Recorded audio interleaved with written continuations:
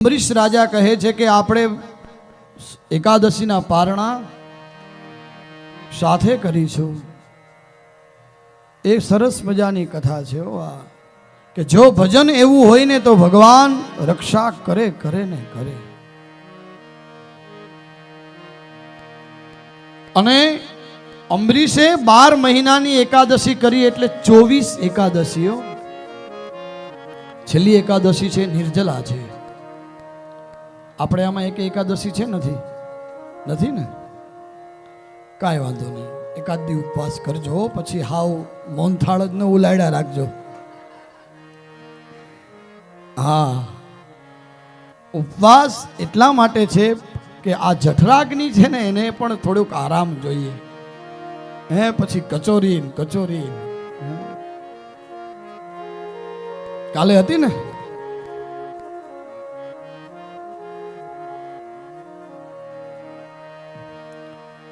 અને બીજા દિવસે દ્વાદશી છે. થોડો ભાગ હતો, વ્રતનું ઉદ્યાપન કરવું છે અને દુર્વાસા આવ્યા, ભોજન માટે નિમંત્રણ આપ્યું છે.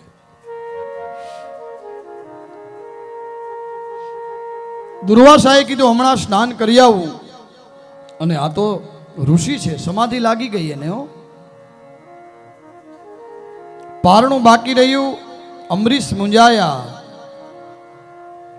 અને પૂછ્યું ત્યારે કહેવામાં આવ્યું તુલસી સાથે આચમન કરી લો. અને આ બાજુ દુર્વાસા આવ્યા છે અને ક્રોધે ભરાણા છે. કૃત્યાને ઉત્પન્ન કરી છે. કૃત્યાને ઉત્પન્ન કરી છે દુર્વાસાએ. અને અંબરીશની પાછળ એ કૃત્યા થાય છે અને અંબરીશની રક્ષા હવે સુદર્શન ચક્ર કરે છે. આ સુદર્શન ચક્ર ભગવાન વિષ્ણુને કોને આપ્યું તમને ખબર છે ને? ત્રયાણામ રક્ષાએ ત્રિપુર હર જાગર્તિ જગતા. ભગવાન વિષ્ણુને આપ્યું છે, ભોળાનાથે આપ્યું છે. બોલીએ ભાંડુપેશ્વર મહાદેવ. ભોળાનાથે સુદર્શન ચક્ર આપ્યું છે. અને હવે સુદર્શન ચક્ર આગળ અને પાછળ અને દુર્વાસા આગળ ભાગતા જાય. બ્રહ્મલોકમાં ગયા, શિવલોકમાં ગયા, વિષ્ણુ લોકમાં ભગવાનની પાસે ગયા. ત્યારે કીધું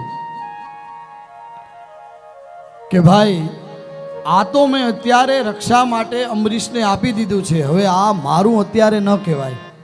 અને તમે જેનો અપરાધ કર્યો છે ને એની ક્ષમા માંગો. અને આવ્યા છે દુર્વાસા. અંબરીશ રાજાની ક્ષમા માંગી છે. રાજા પગમાં પડી ગયા. હવે એને જ ભક્ત કહેવાય. હે મહારાજ, હે ઋષિ, આવું ન કરો. અને પ્રિય ભાગવતજી એવું કહે છે કે આ સુદર્શન ચક્ર જ્યારે દુર્વાસાની પાછળ પડ્યું એના પછી દુર્વાસા 1 વર્ષ પછી આવ્યા.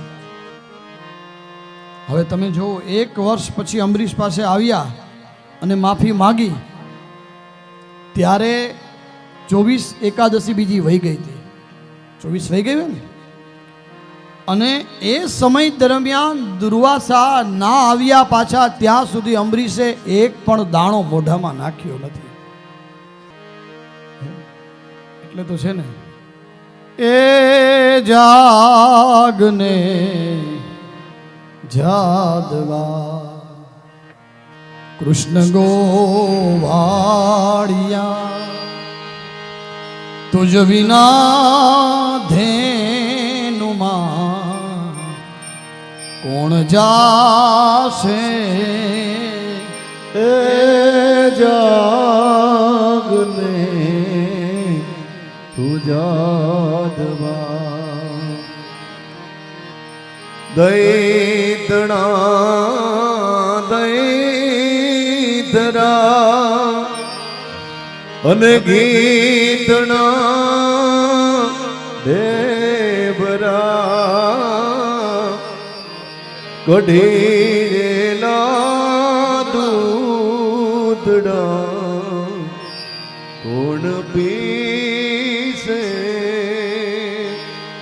એ જાગને મારા જાદવા. એ માં યશોદા કેવા લાગતા હશે વાલા કુટુંબીજનો. આપણા ગોકુળમાં બેઠા બેઠા, વ્રજમાં બેઠા બેઠા એ કનૈયાને જગાડતા હશે. હે એ માં યશોદા કેવા વાલકથી, મારા લાલા ઉઠી જા દીકરા ઉઠી જા, હે જાદવ જાગ હવે, તારા વિના આ ગાયો આ વાછરડા ચરાવવા કોણ જાશે હે કૃષ્ણ. અને અત્યારની માતાઓ જગાડતી હોય તો એ જાગને જાડિયા એવા મારા લાલિયા તુજ વિના ગાંઠિયા આ કોણ ખાશે એ જાગને મારા જાગ. એ જાડિયા હવે જાગ. આ વૃંદાવનમાં ગાંઠિયા ને જલેબી બન્યું છે, કોણ ખાશે એ મારા બાપ. હા હા પાછા એમ કે ઉઠાડવા જાય ને 5 મિનિટ 5 મિનિટ, અરે પણ એ 5 મિનિટ છે ને એમાં એ 25 મિનિટ બીજી નીકળી જાય.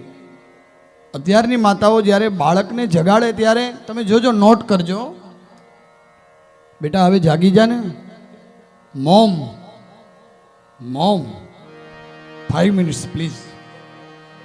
હા હા એમ જ કે હા હે એ માં મને 5 મિનિટ સુવા દે, એમ નહીં, મોમ 5 મિનિટ્સ પ્લીઝ.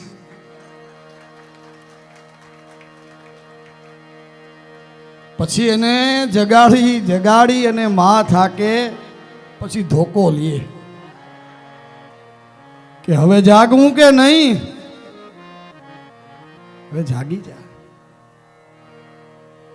અને ખરેખરથી આમ અત્યારનું જનરેશન બહુ સુખી છે હો. આમ પોતાના પગભર થઈ ગયું છે. હવે જો આપણે દીકરી દઈએ ને, હવે ઘણી જગ્યાએ અમારા તો અનુભવ જ બોલતા હોય, તો આપણે પૂછીએ ને શાસ્ત્રીજી બરાબર ત્રાક જોઈ દો આ મેળા પગ મળે છે ને એમ. પછી આપણે એમ પૂછીએ છોકરો શું કરે, તો કે સરસ બધાની જોબ કરે છે અત્યારે, એટલે એના પગભર છે. શું કહે? એટલે આપણે કહીએ સારું પગભર છે તો દીકરીએ પગભર થઈ જાય, દઈ દો. અત્યારે આ સમયમાં વાલા કુટુંબીજનો આપણે જ્યોતિષ પ્રમાણે જન્માક્ષર મેળવીએ, બધું કરવું જ જોઈએ અને બધું સાચું છે હો. ઘણા નથી કહેતા અમે માનતા નથી, માનતા નથી પછી દોડતા દોડતા આવે હવે કાંઈક કરો, હવે કાંઈક કરો, હવે કાંઈક કરો, એવું છે પાછું. પણ સારા સગા મળે ને એ મહાભાગ્યની વાત છે. અત્યારે સારા માણસ નથી મળતા, બહુ તકલીફ થઈ ગઈ છે.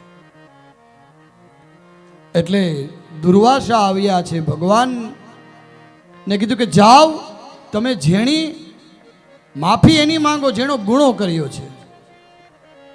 આવ્યા, પારણા કર્યા છે અને દુર્વાસાને ભોજન કરાવ્યું છે. બંને બેઠા